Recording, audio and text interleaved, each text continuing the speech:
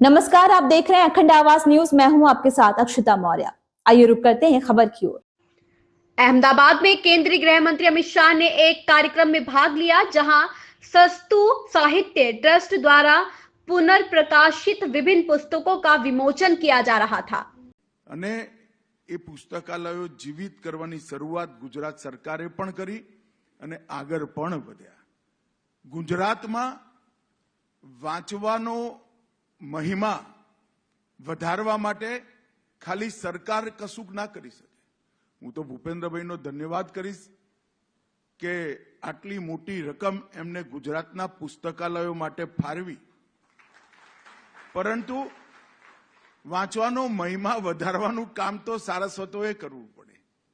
ભાષા શુદ્ધિ, લેખનનો ઉદ્દેશ, લેખનની દિશા અને ગદ્ય અને પદ્ય બંનેમાં ભારોભાર સત્વ ભરવાનું કામ એ સારસ્વતોએ જ કરવું પડે। અને મિત્રો, મને પૂરો વિશ્વાસ છે ગોવર્ધન રામ ત્રિપાઠી,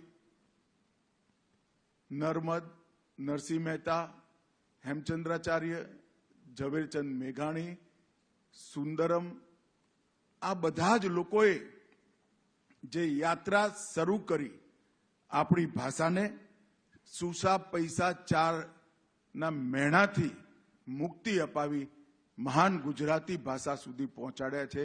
આ યાત્રા અખંડ રહેશે। આજે ફરી એકવાર હું આ કાર્યક્રમના માધ્યમથી ગુજરાતના લોકોને જરૂર કહેવા માંગુ છું કે ભિક્ષુ અખંડાનંદનું અભિયાન સમાપ્ત નથી થયું।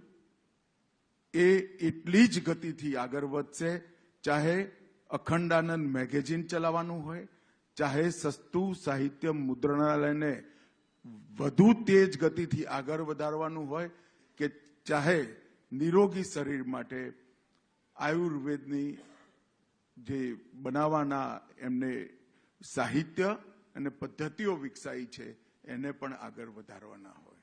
આજે ઇન્ટરનેટના જમાનામાં બાળકો વાંચવાથી दूर થઈ રહ્યા છે વખતે હું इस खबर में बस इतना ही। बने रहिए अखंड आवाज न्यूज के साथ।